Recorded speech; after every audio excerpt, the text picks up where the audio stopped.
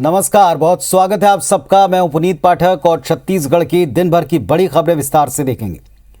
छत्तीसगढ़ विधानसभा की कार्यवाही अनिश्चितकाल के लिए स्थगित कर दी गई।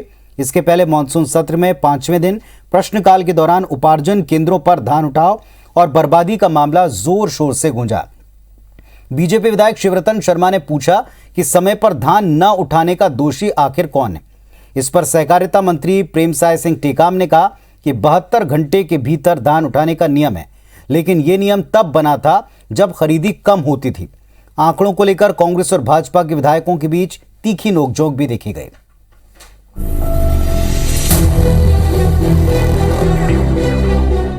छत्तीसगढ़ में जब से कांग्रेस की सरकार आई है तब से धान के उत्पादन में लगातार बढ़ोतरी हो रही है, तो वहीं उत्पादन के बाद इसकी खरीदी से लेकर निष्पादन तक सरकार को काफी माथापच्ची करनी पड़ रही है।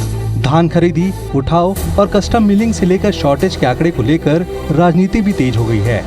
विधानसभा के मानसून सत्र के प्रश्नकाल में इन आंकड़ों को लेकर कांग्रेस और भाजपा के विधायकों के बीच तीखी नोकझोंक हुई। साल 2019-20 में 83.94 लाख मीट्रिक टन धान की खरीदी हुई, जिसमें 81.40 लाख मीट्रिक टन की कस्टम मिलिंग हुई। 4,36,560 क्विंटल धान शॉर्टेज है। इस तरह 2020-21 में 92.28 लाख मीट्रिक टन धान की खरीदी हुई, जिसमें 64.56 लाख मीट्रिक टन की कस्टम मिलिंग हो चुकी है। अभी 21 लाख मीट्रिक टन धान बचा हुआ है, जबकि राज्य सरकार 2020-21 धान शॉर्टेज की जानकारी अब तक विधानसभा में उपलब्ध नहीं करा पाई। किस प्रकार सरकार जनता की गाढ़ी कमाई के पैसे को, धान को सड़ाकर बर्बाद कर रही है, सरकार के पास में उत्तर नहीं है। और धान का उठाव तब होता है जब उसका चावल बन के धान में जाता है, चावल बन के सिंचाई में जाता है। तो जब सिंचाई चावल लेगा तब धान वहां से उठेगा। हाँ, लेकिन फिर भी हम लोगों ने प्रयास किया है कि उसकी समिति में जल्दी रूप से उठाव हो जाए, लेकिन सारा गड़बड़ी ये भारत सरकार के मंशा के और जो उनकी जो देरी हो रही उसके कारण ही होता है। मामले में भाजपा विधायक शिवरतन शर्मा ने प्रश्नकाल में कहा कि धान उठाव के लिए 72 घंटे की समय सीमा है, लेकिन 7 महीने बाद भी धान का उठाव नहीं हो पाया है। वहीं खाद्य विभाग के मंत्री अमरजीत भगत ने कहा कि राज्य सरकार की पूरी कोशिश है कि धान नीलामी प्रक्रिया में घाटा कम हो। 72 घंटे मतलब 3 दिन, और आज 6 महीने बाद भी धान का नहीं उठना, ये दुर्भाग्यपूर्ण है। और सबसे महत्वपूर्ण बात यह है कि सरकार का कहना है कि हम सहकारी समितियों को, उपार्जन केंद्रों को किसी प्रकार की सूखत या नुकसान की भरपाई नहीं करेंगे। खुले में धान पड़ा है, सूखत भी आ रही है, पानी गिरने से धान सड़ भी रहा है। इसको 72 घंटे में उठाव करना है और 72 घंटा में उठाव नहीं करते हैं तो समिति उसके लिए स्वतंत्र है और उसी दाम जितना में रेट तय होता है उसी रेट में परिवहन करा सकती है, उनको भुगतान किया जाएगा। टाइम में अगर उठाव होता है, जो सुक्ति आता है उसके लिए समिति को हर प्रकार का इंसेंटिव दिया जाता है। पिछले 2 साल से धान के बम्पर उत्पादन के बाद खरीदी से राज्य सरकार का ये नुकसान अरबों रुपए तक पहुंच चुका है।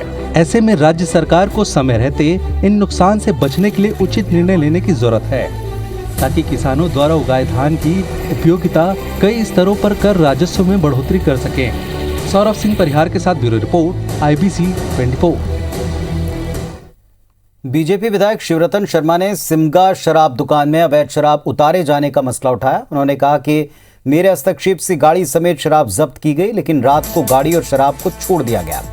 मंत्री मोहम्मद अकबर ने इस पर बताया कि आरोप गलत हैं, शराब अवैध पाए जाने पर उसे छोड़ दिया गया।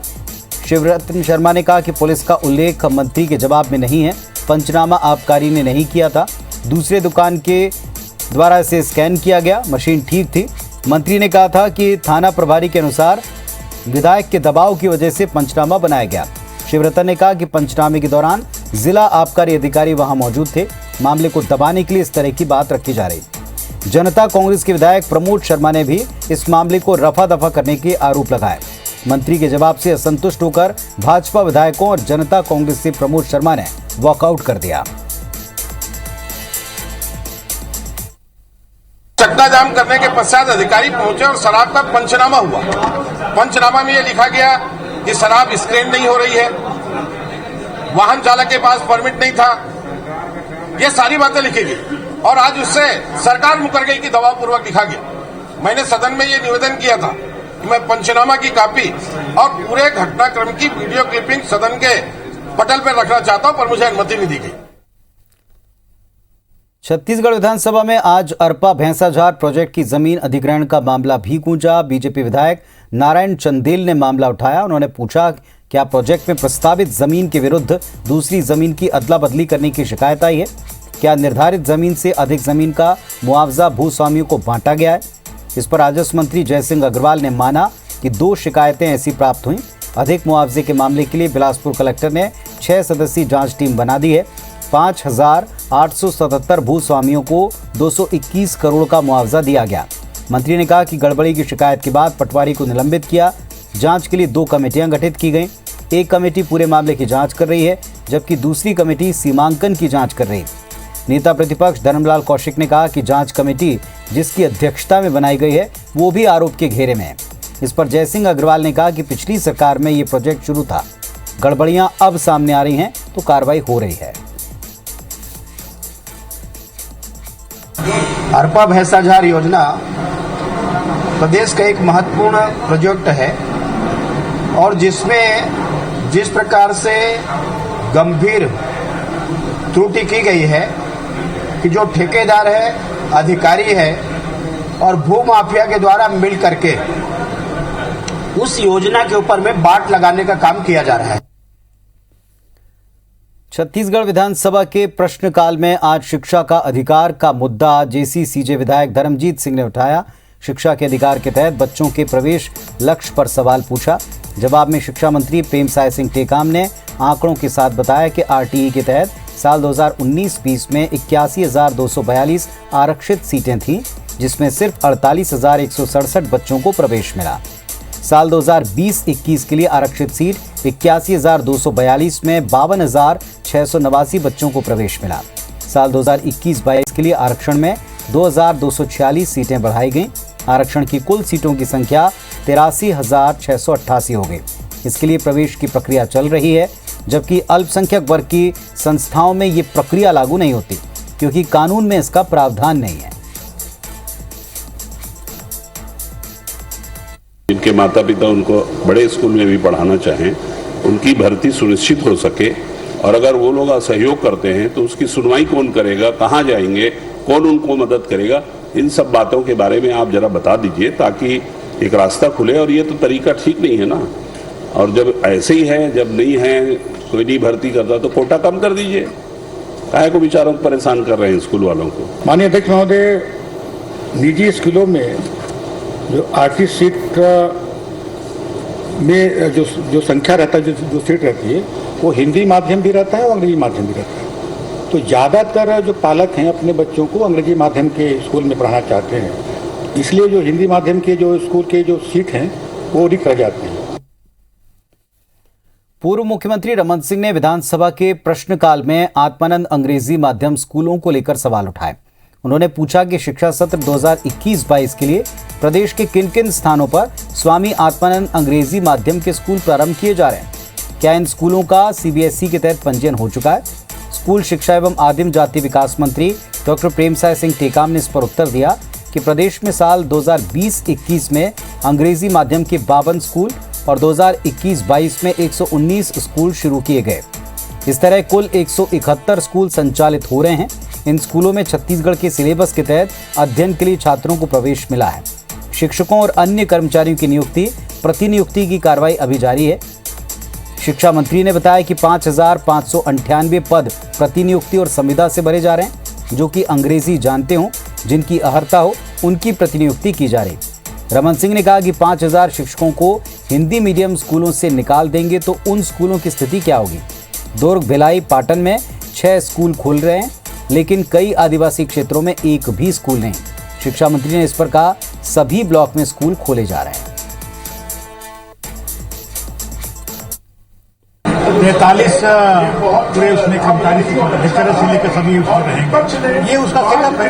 लेकिन बात को सुनने नहीं देते, तब तो सुनना नहीं चाह रहे थे। और उसकी अच्छी रिपोर्ट भी अच्छी आई है, लोगों की सहमति भी इसमें बन रही है कि हम अंग्रेजी माध्यम से स्कूल करें। और उसमें जितने हमारे पद हैं, पद की जल्दी हम लोग भरने जा रहे हैं।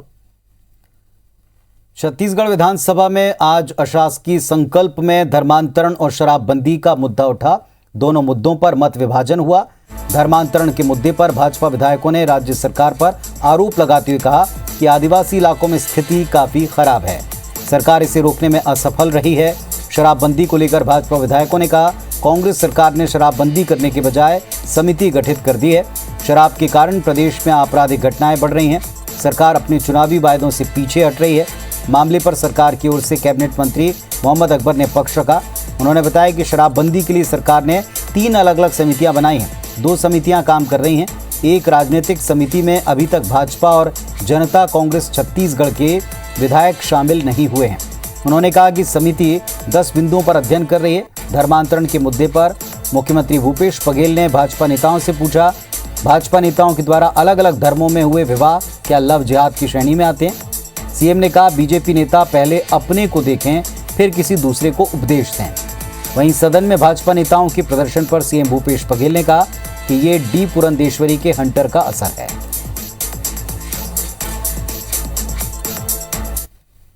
भारतीय जनता पार्टी के नेता बृजमोहन सिंह जी ये बता दें कि भारतीय जनता पार्टी के जितने नेता हैं जो अलग धर्म के लोगों से शादियां किए हैं, वो लव जिहाद की श्रेणी में आता है कि नहीं आता?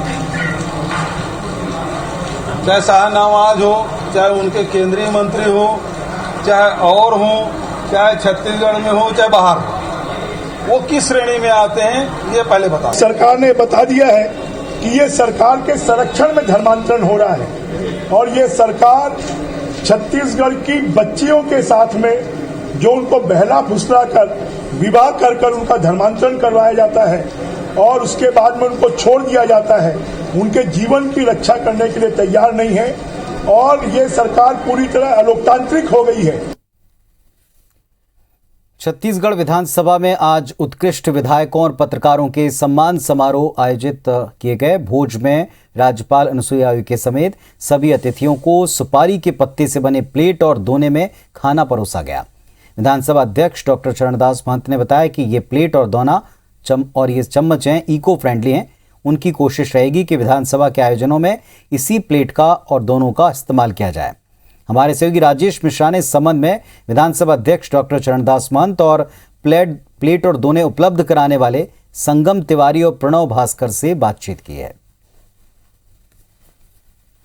विधानसभा में आज उत्कृष्ट विधायकों और पत्रकारों का सम्मान समारोह का कार्यक्रम आयोजित किया गया था और इस कार्यक्रम में विशेष रूप से राज्यपाल अनुसुईया उइके शामिल हुई थी। और आज विशेष बात इसलिए है क्योंकि आज जो अतिथियों को जो खाना परोसा जा रहा है, वो जिस प्लेट, दोने और चम्मच का इस्तेमाल किया गया है, वो स्पेशल रूप से सुपारी के पत्तों से यहाँ पर तैयार की गई है। आज आप जो ये थाली का इस्तेमाल कर रहे हैं और जो ये इस विशेष रूप से जो इसका इस्तेमाल किया गया, इसके लिए कोई परमिशन ली गई? आज विशेष मौके पर विशेष दोनों पत्ता में खाना परोसा जा रहा है। मुझसे 1 हफ्ते पहले मिलने आए थे यहाँ के, तो ये बहुत ही खुशी की बात है कि रायपुर में, छत्तीसगढ़ में सुपारी के पत्ते से बना हुआ थाली, प्लेट, गिलास, कटोरी काम में लिया जा रहा है। ये इको फ्रेंडली है। इसको एक तो कोरोना के समय खा के फेंकने का जो प्रावधान है, जी, वैसा फेंक भी दिया जा सकता है। इसको उसके बाद गाय, बैल कोई भी खाएगा, उसको कोई नुकसान नहीं करेगा। ये सड़ेगा तो कोई नुकसान नहीं होगा, बल्कि ये सड़ेगा ही नहीं, उसके पहले ही लोग इसे, जो हमारे जितने जानवर हैं, वो खा लेंगे। तो इससे प्लास्टिक से जो दुरुपयोग होता है, प्लास्टिक से जो बीमारी बढ़ती है, वो भी नहीं होगा। ये प्लेट एकदम शुद्ध है। ये प्लेट उपलब्ध कराने वाले जो हमारे साथ यहाँ पर मौजूद हैं, आप ये बताइए कि ये प्लेट और उपलब्ध कराई गई, क्या आप उसके पीछे क्या था और आप इसने विशेष रूप से परमिशन लिया? हाँ, इसके लिए हमने पहले हमारे जो स्पीकर साहब हैं उनसे हमने मिल के और अपना प्रोडक्ट दिखाया और हमने बताया कि ये इको फ्रेंडली है प्लस हाइजेनिक है। अभी जो कोविड चल रहा है उसके हिसाब से कोई भी आदमी अपना प्लेट चम्मच यूज नहीं करना चाहता, इसको यूज एंड थ्रो वाला है। अब इसमें एक और खास बात यह है कि इसको जब यूज करने के बाद, इसको जब मशीन में डालने के बाद इनको गायों को दिलाया जाएगा तो गाय इसको खाने के बाद इनका दूध जो है गाढ़ा हो जाएगा और इसको मतलब किसी तरह से कोई इसमें बैक्टीरिया रहित है, बैक्टीरिया नहीं है इसमें, बैक्टीरिया मार दिया गया है। ये कितना क्या कास्ट पड़ती है इसकी, क्योंकि प्लास्टिक के नेचुरली सस्ते पड़ते हैं और जो पत्तों का इस्तेमाल किया वो सस्ते, कास्टली थोड़ा पड़ता है। यस, कॉस्टली बहुत पड़ता है, थोड़ा सा इसमें करीब 30 to 40% कॉस्ट ज्यादा रहती है, पर इतना भी कुछ ज्यादा कॉस्टली नहीं है। हम लोग इसमें बहुत ज्यादा मार्केटिंग कर रहे हैं, मार्केट से बहुत अच्छा रिस्पॉन्स आ रहा है। विधानसभा अध्यक्ष का भी कहना है कि इको फ्रेंडली प्रोडक्ट है और विधानसभा के विशेष सत्रों में इस तरह के दोनों प्लेट्स का इस्तेमाल यहाँ पर आगे किया जाएगा। कैमरामैन लखन शर्मा के साथ राजेश मिश्रा, IBC 24 रायपुर। छत्तीसगढ़ के सरगुजा संभाग के सरगुजा, सूरजपुर, बलरामपुर और कोरिया जिले में 15 करोड़ रुपए का धान गायब होने का मामला सामने आया। भौतिक सत्यापन के बाद चारों जिलों में कुल 79,195 क्विंटल धान कम पाया गया। जिला सहकारी केंद्रीय बैंक प्रबंधन ने ऐसे उपार्जन केंद्रों की विशेष ऑडिट और वसूली के अलावा FIR दर्ज कराने की तैयारी कर ली।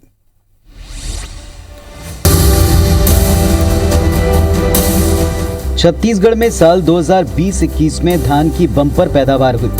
बम्पर उत्पादन से जहां किसानों ने चांदी काटी, तो वहीं सरगुजा संभाग के सरगुजा, सूरजपुर, बलरामपुर और कोरिया जिले की धान समितियों में भारी अनियमितता बरती गई। उपार्जन केंद्रों की ओर से खरीदे गए धान के मिलान और भौतिक सत्यापन के बाद चारों जिलों में 79,995 क्विंटल धान कम पाया गया। प्रति क्विंटल 1,865 रुपए के हिसाब से 14,91,90,675 रुपए की धान गायब है। समर्थन मूल्य पर धान खरीदी में सबसे ज्यादा गड़बड़ी सूरजपुर जिले में दिखी। यहां 31 उपार्जन केंद्रों में खरीदे गए धान की तुलना में 42,773 क्विंटल धान कम पाया गया।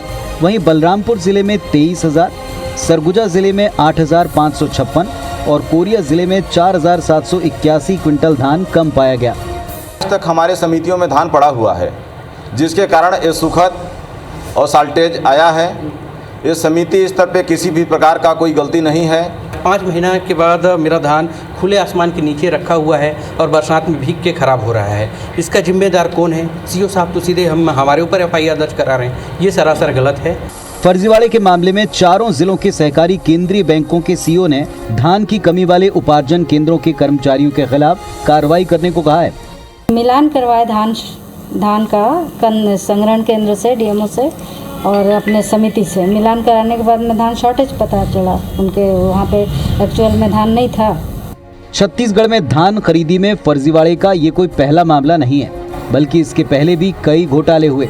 देखने वाली बात ये होगी कि इन घोटाले के आरोपियों के खिलाफ कब कार्रवाई होती है और काला कारनामा करने वाले कब सलाखों के पीछे पहुंचते हैं। रोशन सोनी, IBC 24, अंबिकापुर।